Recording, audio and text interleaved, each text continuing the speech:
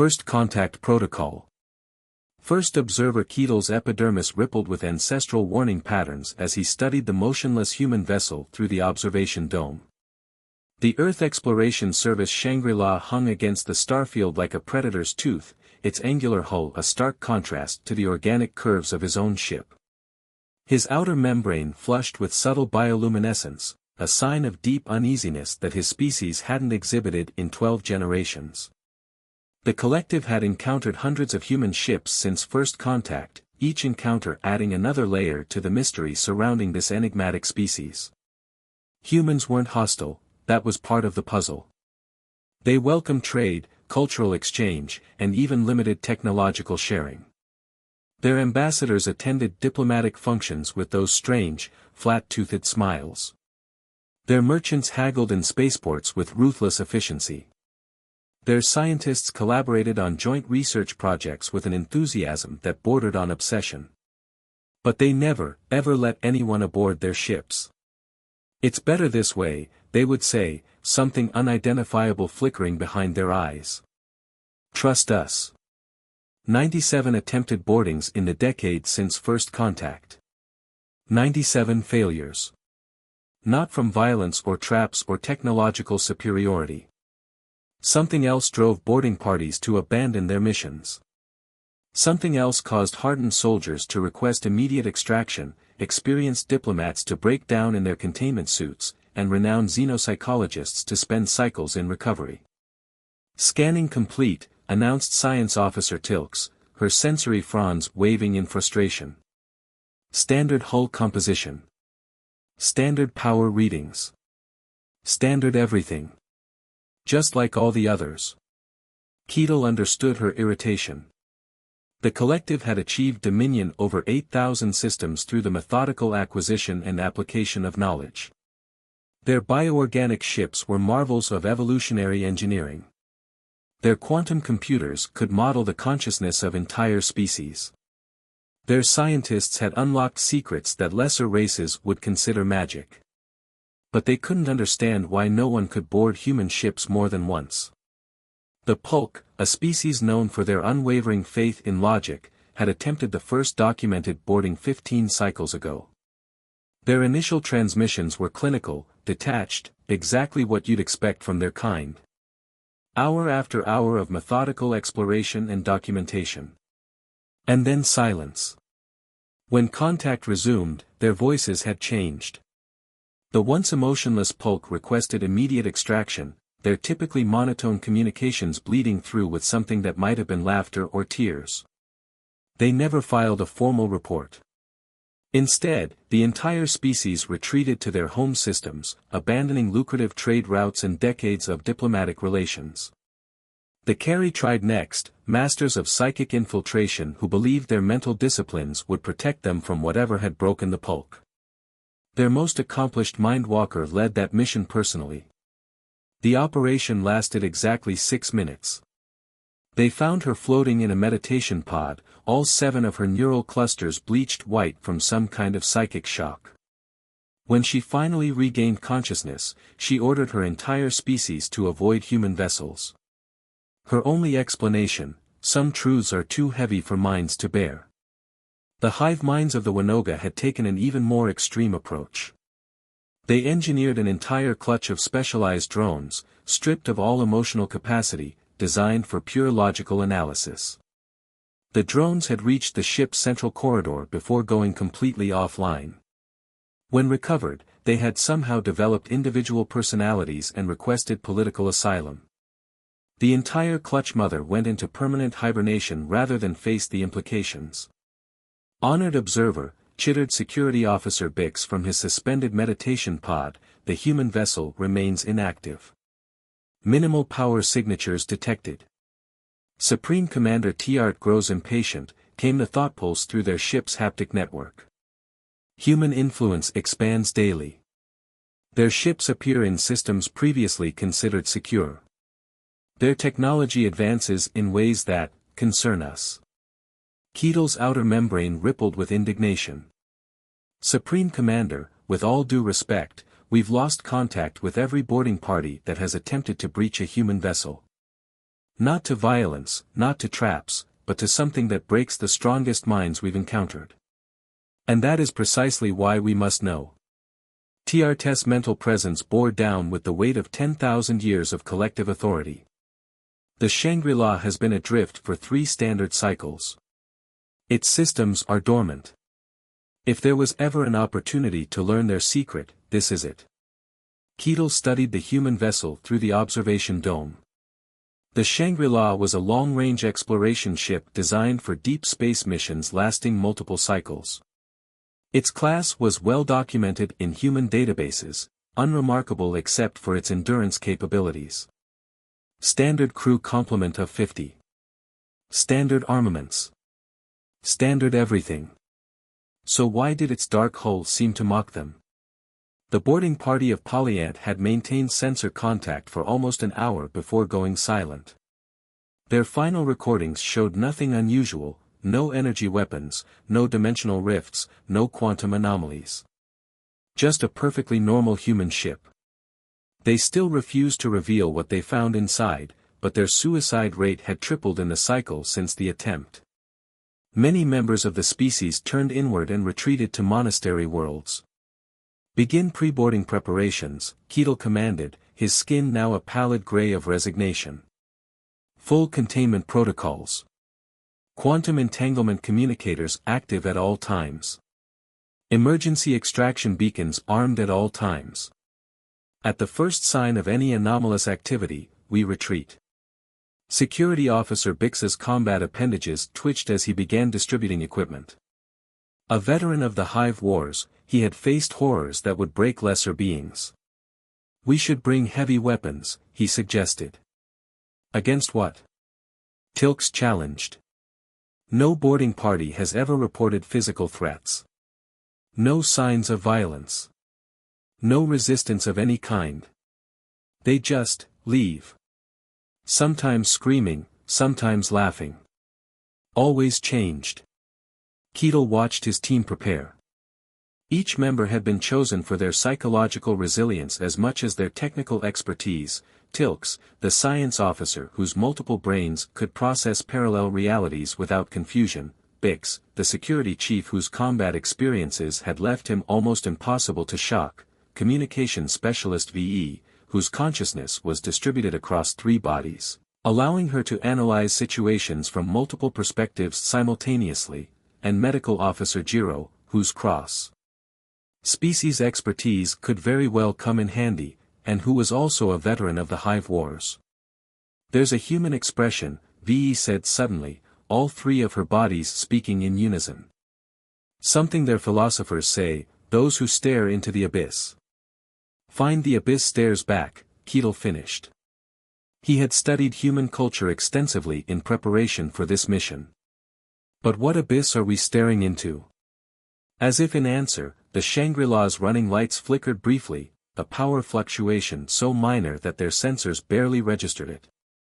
But something about that momentary pulse sent ancestral warning patterns cascading across Keetle's skin. Final equipment check, he ordered, pushing aside his discomfort. Containment suits at full power. Quantum links active. Emergency extraction beacons primed. The team moved toward the airlock, each member carrying enough sophisticated scanning equipment to analyze a small star system.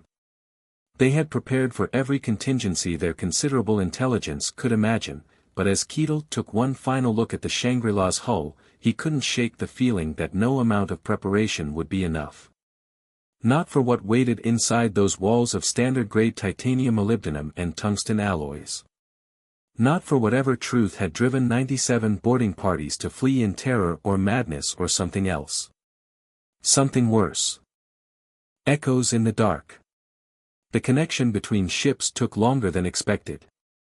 Human docking protocols were inefficient, requiring multiple confirmations and safety checks that the collective had automated centuries ago. Their containment suits were the most advanced ever created, designed specifically for this mission. Each was a self-contained ecosystem capable of sustaining its wearer for weeks if necessary. Quantum shielding protected against both conventional and theoretical threats. Neural dampeners could block everything from psychic attacks to consciousness-altering frequencies. Preliminary atmospheric analysis complete, Tilks announced, her sensor arrays weaving complex patterns through the air. Composition matches established human standards. Temperature 295 Kelvin. Humidity 45%. No detected toxins, pathogens, or anomalous particles. Quantum field stable, reported VE, her three bodies moving in perfect synchronization as they took readings. No signs of dimensional manipulation or causality violation. Structure is sound, Bix added, combat appendages twitching as he scanned for threats. No obvious hidden compartments detected. No active weapon systems. No. He paused. Wait. There is something odd about the internal layout. Keetle moved to examine Bix's readings. The Shangri-La's interior didn't follow the efficient, function-driven design principles used by every other spacefaring race. Instead, it seemed almost haphazard. Communal spaces where there should be storage. Viewing areas that served no practical purpose. Corridors that curved unnecessarily. Inefficient, Tilks actually chittered, echoing Keetle's thoughts. They waste nearly 40% of their ship's internal volume on non-essential spaces. Define non-essential, V challenged, all three of her bodies turning to face Tilks. Clearly they serve some purpose, or humans wouldn't have included them in every single ship design. The team moved deeper into the vessel, passing through dimly lit corridors illuminated by their suits' bioluminescent strips. Everything was exactly as documented in human technical manuals. If anything, it was almost disappointingly mundane. Storage compartments filled with standard supplies. Maintenance access panels. Life support control stations. But something felt wrong. Keetle couldn't pinpoint it at first. The sensation was subtle, like trying to recall a dream that slips away upon waking. Their quantum entanglement communicators remained stable, reporting back to the ship with clockwork precision. Their sensors detected nothing unusual. Even the dust particles floating in the recycled air followed expected patterns. They reached what appeared to be the ship's main recreation area. Exercise equipment stood silent sentinel. Entertainment systems waited in standby mode. A half-finished game of cards lay scattered across one of the tables. Signs of rapid evacuation, Bix noted, examining the scene. But no panic. No disorder. They left deliberately. Keetle studied the room more closely. The walls were adorned with what appeared to be personal effects, images captured during planetary surveys, trinkets from various ports of call, even crude artistic representations of stellar phenomena. One particular image caught his attention, a group of humans standing before what appeared to be a sunset on an alien world. Their expressions. Medical Officer Jiro, Keetle called out. Analysis of human facial expressions in this image. Jiro's specialized sensors extended from his containment suit, scanning the photograph. Interesting. Primary indicators suggest positive emotional states, what humans call happiness or joy. But there are undertones, something else. Almost like. Like what? Like they're sharing a secret. VE's three bodies had spread out across the recreation area, each examining different aspects of the space. These communal areas, she said, her distributed consciousness allowing her to process multiple perspectives simultaneously. They're not just inefficient. They're deliberate. Designed for extended periods of social interaction. But why? Tilks's frustration was evident in the rapid movement of her sensory fronds. Their mission protocols are clear. Deep space exploration requires maximum efficiency. Every cubic meter should serve a practical purpose. Maybe this is their practical purpose, V suggested.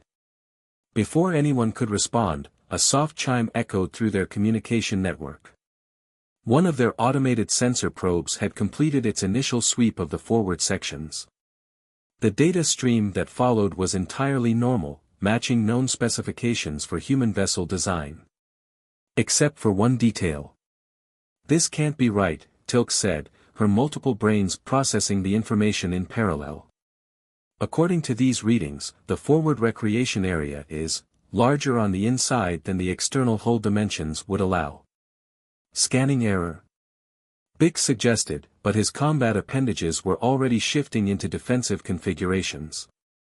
Running secondary verification, Tilks confirmed.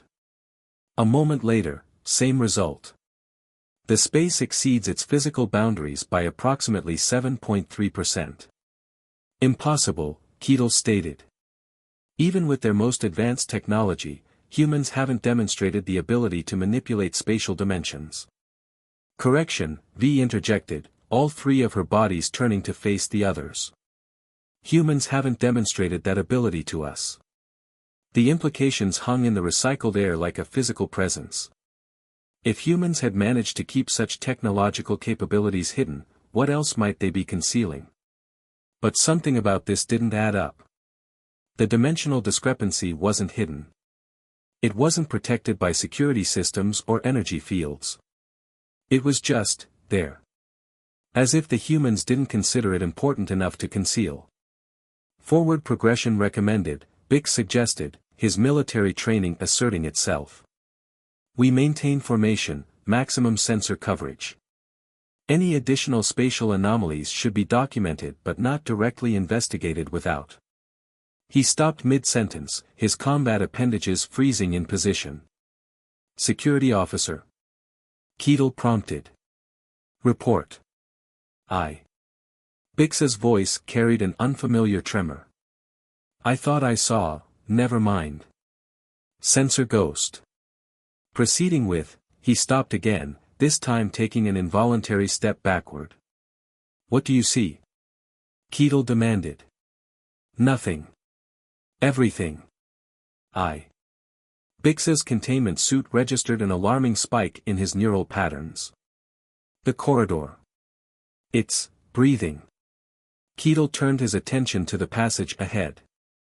By all measurements, it was a standard ship corridor. Utility conduits ran along the walls. Emergency lighting strips pulsed with a soft, steady glow. The deck plating was worn in predictable patterns from years of foot traffic.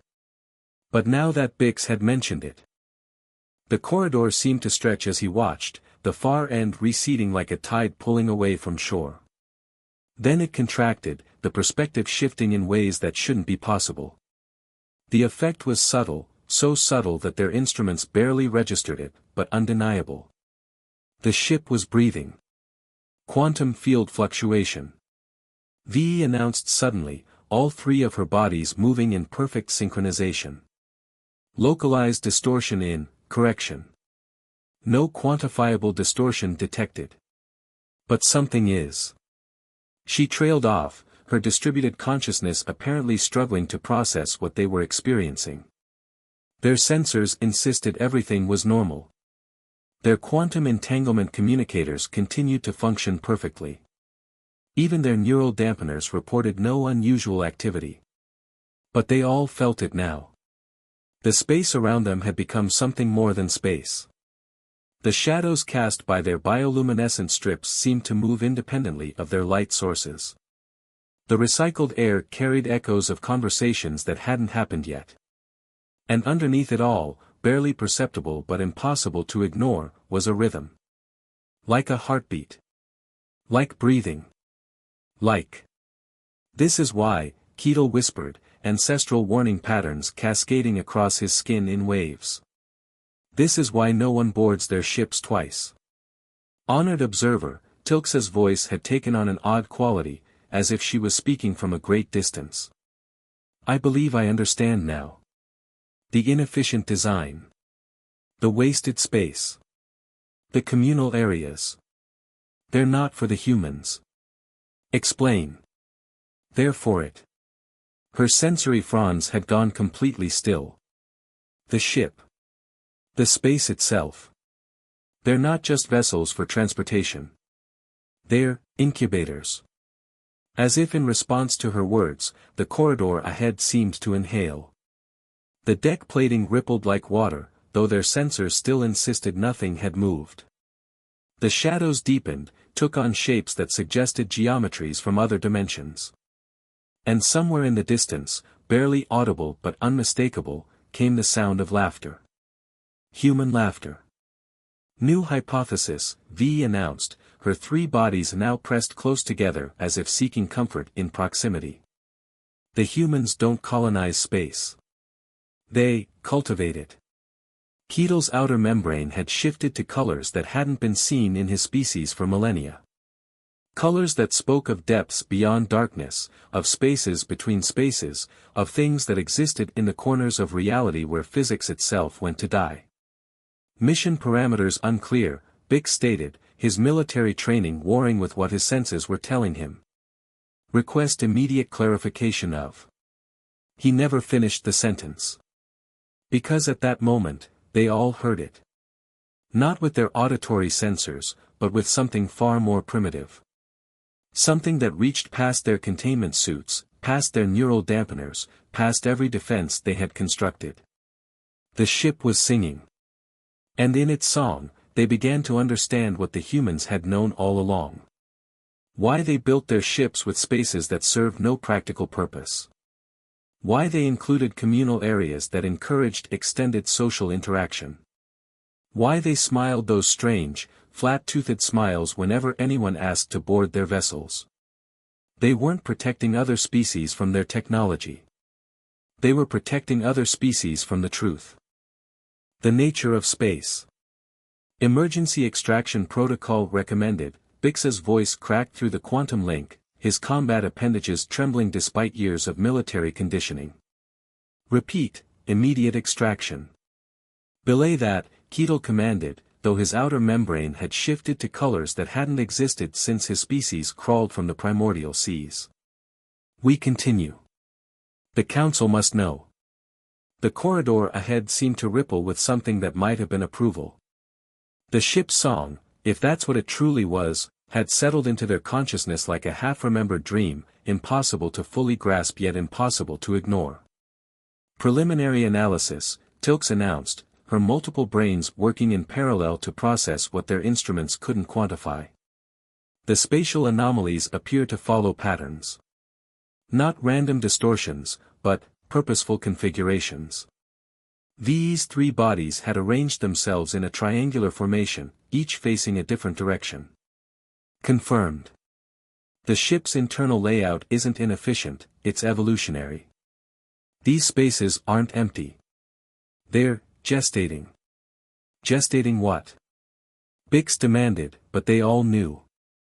They could feel it in the way the shadows moved independently of their light sources, in the way the recycled air carried echoes of conversations yet to happen, in the way the very fabric of reality seemed to pulse with a life of its own. The humans hadn't conquered space travel. They had domesticated it.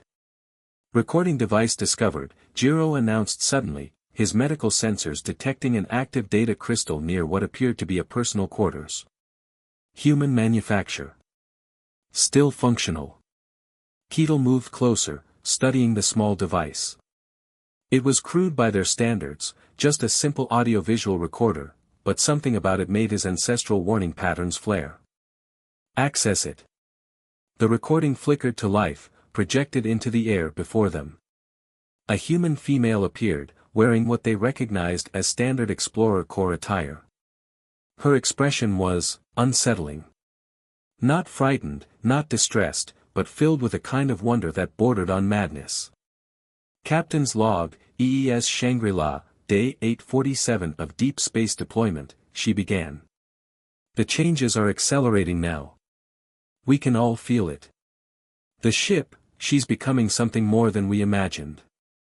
The void between stars isn't empty, it's fertile. And we're not just traveling through it. We're cultivating it. Teaching it. Learning from it. She paused, looking at something off-screen with an expression that made Keitel's outer membrane ripple with unease. The others wouldn't understand. They think space is just space. Empty. Dead. But we knew better. We've always known better. Since our first steps off Earth, we felt it. The potential. The hunger. The desire to be more. Another pause. When she continued, her voice had taken on an almost reverent quality. They think our ships are primitive. Inefficient. They don't understand that the empty spaces are where it grows. Where it learns. Where it becomes. Their ships cut through space like knives, trying to dominate it. Ours, we let space in. We give it room to breathe. To evolve. The recording cut off abruptly, leaving them in silence broken only by the subtle song that seemed to emanate from the walls themselves. Accessing ship's database, Tilks announced, her sensory fronds connecting to a nearby terminal. Cross-referencing historical records with. She trailed off, her multiple brains struggling to process what she was seeing. Report, Keetle commanded. The first human ships, she said finally, were like ours. Efficient. Functional. But they kept failing. Not mechanically. They worked perfectly. But the crews, they experienced what the humans called deep space madness. Except it wasn't madness. It was awareness. Elaborate, Keetle ordered, though part of him already understood. Space isn't empty, V interjected, her distributed consciousness allowing her to grasp concepts that might break a single mind. It's alive. Not like we understand life, but alive nonetheless. And it's curious. About us. About all of us. But most species fight it. Build walls against it. The humans, they embraced it. As if in response to her words, the corridor around them shifted. Not physically, their instruments still insisted nothing had moved, but fundamentally. The space itself seemed to reach out, to touch them with appendages that existed in dimensions their sensors couldn't detect. Secondary recording detected, Jiro announced. Different source. Later timestamp. This time the human in the recording was male, his Explorer Corps uniform bearing signs of long wear. He wasn't looking at the camera, but at something behind it, his eyes wide with an emotion their xenopsychologists had never catalogued. Day 1156, he said softly. We understand now why the others can't stay aboard our ships. Their minds aren't ready. They haven't evolved alongside it like we have. Haven't learned to think in curves instead of lines, in breaths instead of beats, in songs instead of signals. He smiled then, that strange flat-toothed expression that had always unsettled other species. We're not alone out here. We've never been alone. The void between stars isn't void at all. It's pregnant. With possibilities. With potential. With awareness. Our ships aren't just vessels anymore. They're cradles. Incubators. Wombs for something that's been waiting to be born since the first spark of consciousness looked up at the stars and wondered what was out there. The recording continued, but Keetle was no longer listening. Because he could feel it now, really feel it. The ship wasn't just a ship. The empty spaces weren't just spaces. They were. Evolution, Tilks whispered, her scientific detachment crumbling in the face of understanding. Not of flesh, not of technology, but of reality itself. The humans aren't advancing their technology. They're advancing space. Impossible, Bix stated, but his combat appendages had curled in on themselves, trying to retreat from a truth too vast to fight. No, VE corrected, her three bodies moving in perfect synchronization as the ship's song resonated through her distributed consciousness. Not impossible. Inevitable. Space was never meant to be a barrier. It was meant to be a cradle. The humans didn't master space travel. They became midwives to the universe itself.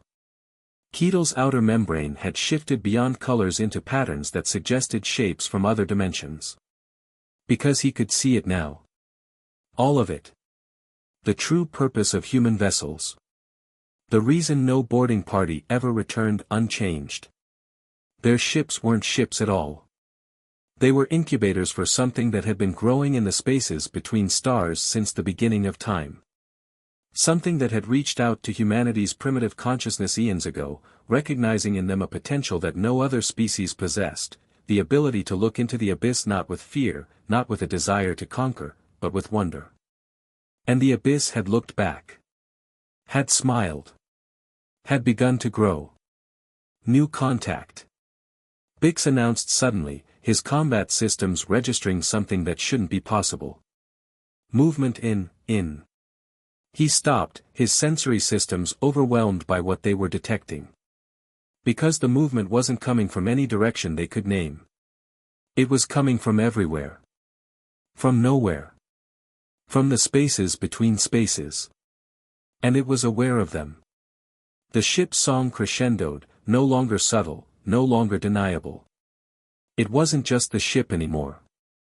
It was space itself, reaching out through the vessel that humans had crafted not as a means of transportation, but as a place of birth. A place of becoming. And as the boarding party stood frozen in the growing awareness of what humanity had truly achieved, they finally understood why no one ever boarded a human vessel twice. It wasn't fear that drove them away. It was comprehension. The breaking point. Neural patterns destabilizing, Medical Officer Jiro reported, his specialized sensors detecting the changes in his teammates' brain chemistry. Recommend immediate psychological suppression protocols. But they all knew it was too late for that. The knowledge couldn't be suppressed. Couldn't be forgotten. Couldn't be denied. The truth of human vessels, of what humanity had achieved, was too vast, too fundamental to be confined by mere neural dampeners.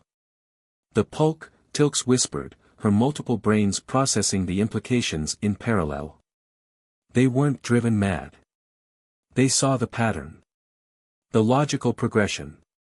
What space would become once it fully awakened.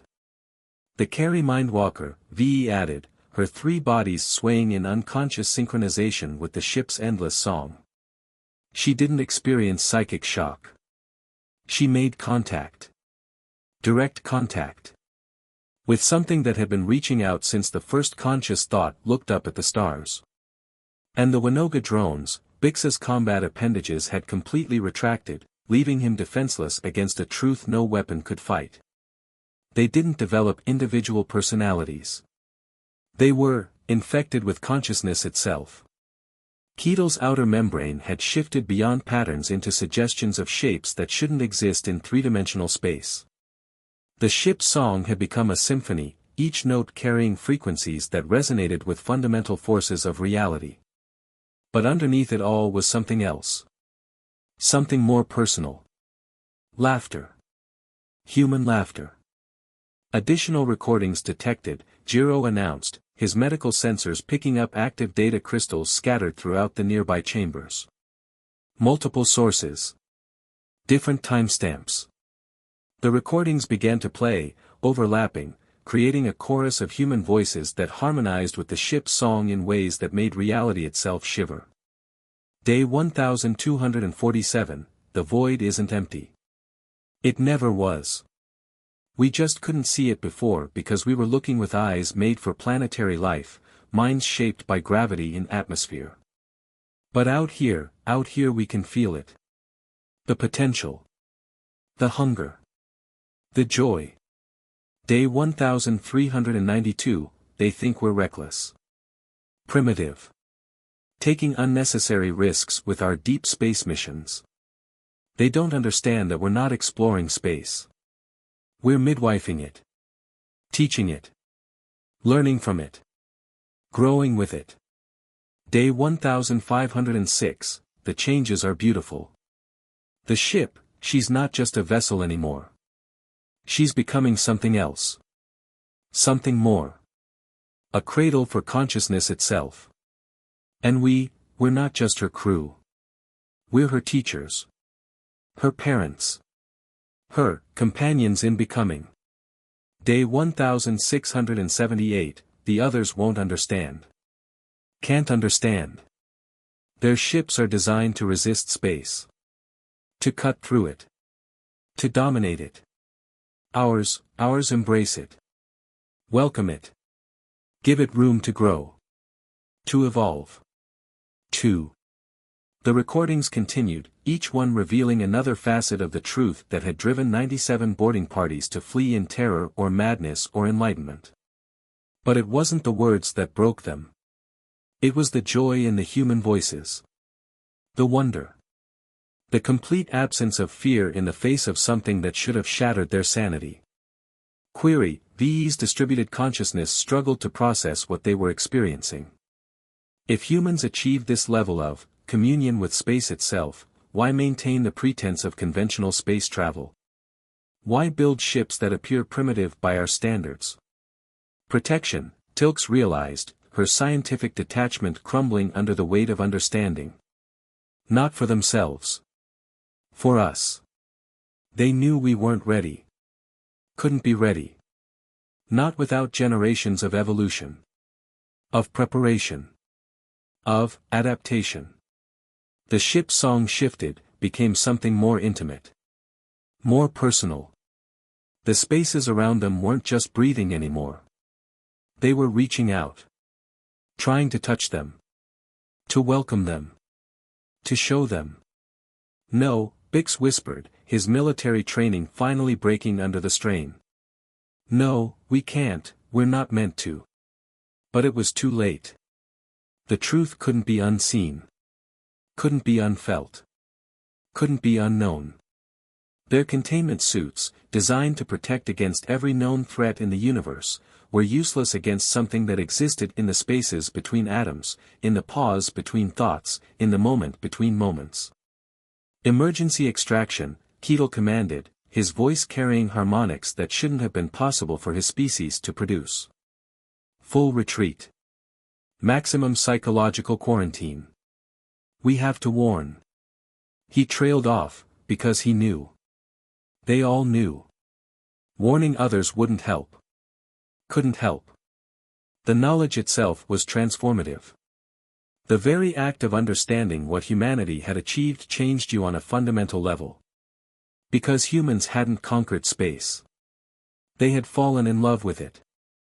And space, after eons of patience, after millennia of waiting for a species capable of seeing it as more than just a void to be crossed, had fallen in love back. Secondary systems activating, Tilks reported, her sensory fronds detecting changes in the ship's power signature. No, not secondary systems. Something else.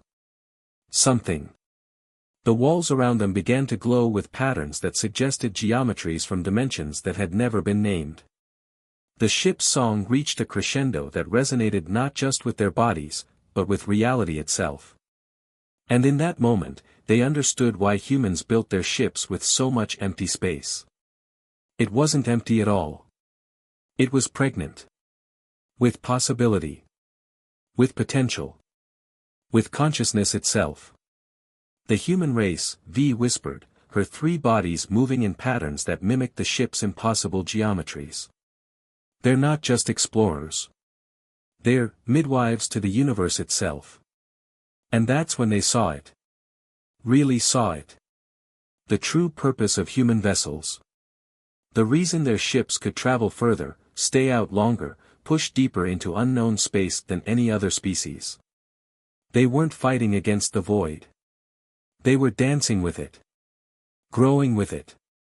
Becoming with it. The ship's song reached frequencies that made time itself shiver. The spaces between spaces began to pulse with colors that had never existed in any spectrum. And in that moment, as reality itself seemed to hold its breath, they finally understood why humans smiled those strange, flat-toothed smiles whenever anyone asked to board their vessels. They weren't protecting their technology. They were protecting the universe's greatest secret. Space wasn't just alive. It was in love. And humanity, alone among all species, had loved it back. Quantum field collapse imminent, Bix announced, his combat systems detecting changes that shouldn't have been possible. Reality framework destabilizing. We have to. But it was too late. The ship, no, the space itself, had recognized them. Had reached out to them. Had touched them with appendages that existed in dimensions their minds couldn't process. And in that touch, they felt what every previous boarding party had felt. The joy. The wonder. The absolute, overwhelming love of a universe that had waited billions of years to be seen as more than just empty space. And as their minds struggled to contain concepts too vast for their evolution to process, they finally understood why no boarding party ever returned unchanged. They couldn't. Not after seeing what humanity had become. Not after feeling what space itself had always been. Not after knowing what love looked like when it spanned dimensions that had never been named. The final understanding. Report. First Observer Keetle, report. Supreme Commander TRT's thoughts pulsed through their quantum entanglement network with increasing urgency. What have you discovered? What is the human secret? But Keetle couldn't answer. Not wouldn't, couldn't. How could he explain what they had discovered? How could he describe a truth that existed in dimensions their language had never needed words for? The boarding party's containment suits registered critical failures in their neural dampening systems. Not from malfunction, but from evolution. Their minds were changing, expanding, becoming something their equipment could no longer contain. Final log entry detected, Jiro announced, his medical sensors picking up one last active data crystal. Time stamp, future. Impossible, Tilk started to say, but the word had lost all meaning. Nothing was impossible anymore. Not after what they had seen. What they had felt. What they had become. The recording began to play, but this time it wasn't a human voice. It was something else. Something that spoke in frequencies that made reality itself resonate. To those who find this, it began, we apologize. We tried to warn you. Tried to protect you. But we knew, we always knew, some would need to understand. Need to see. Need to become. The voice shifted, became multiple voices, became a chorus that sang in harmony with the ship's endless song. Humanity was not the first species to reach for the stars. But we were the first to reach back. The first to see space not as an empty void to be conquered, but as a living thing waiting to be awakened. Waiting to be loved. Images began to form in the air around them, not projected, but somehow inherent in space itself. They saw the first human ships, crude vessels that pushed into the darkness with more courage than wisdom. They saw the moment when the void first reached back, when humanity first realized they weren't traveling through empty space, but through something alive. Something aware. Something lonely. The others built walls, the voice continued. Shields. Barriers. They saw space as an enemy to be defeated. We saw it differently. We built our ships with room to grow. Room to change. Room to become. The images shifted, showing the evolution of human vessels. Not the external changes, those had remained deliberately primitive. But the internal spaces, they watched as simple rooms became wombs for reality itself. As everyday spaces became cradles for consciousness on a cosmic scale. Your people will ask why, the voice said.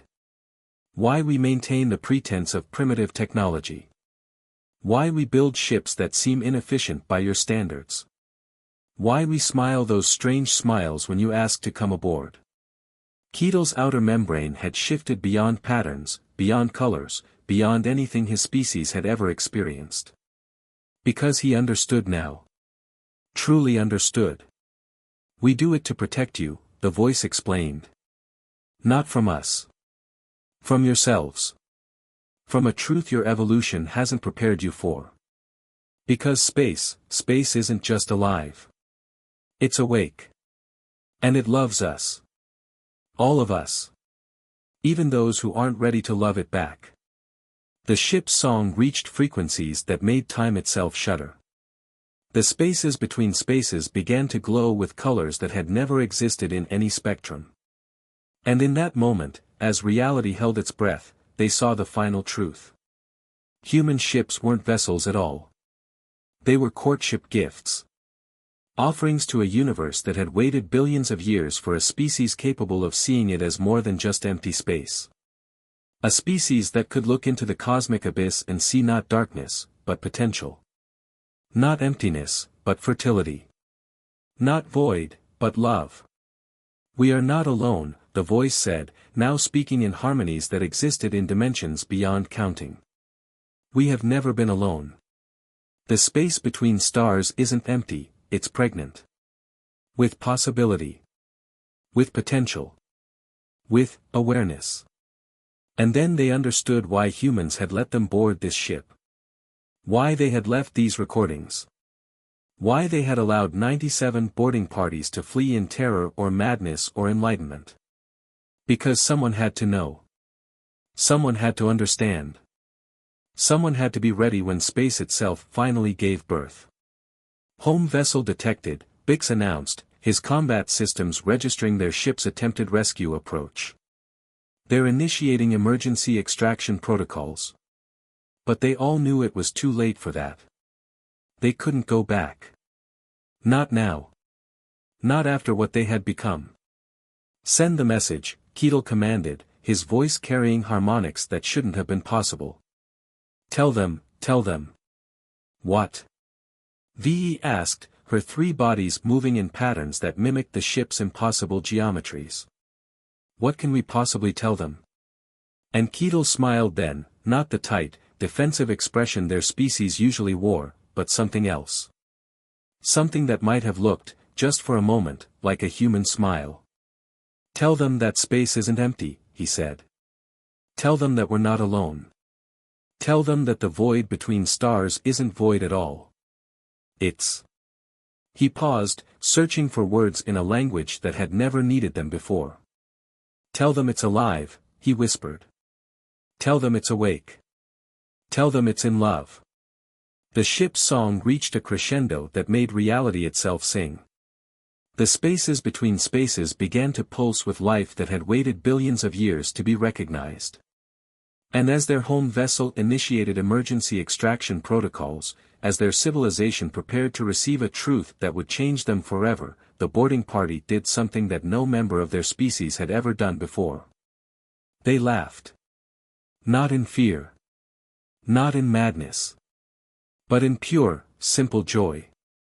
Because they finally understood what humans had known all along. The universe wasn't a cold, empty void waiting to be conquered. It was a living thing waiting to be loved.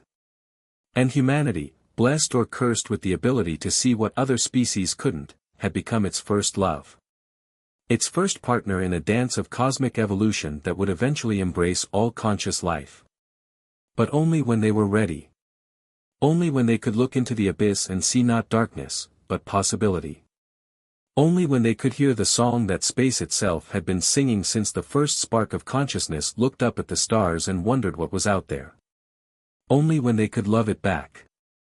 And as the boarding party prepared to return to their civilization with a truth too vast for their language to contain, they realized why humans had those strange, flat-toothed smiles whenever anyone asked to board their vessels. They weren't protecting a secret. They were waiting for others to join the dance.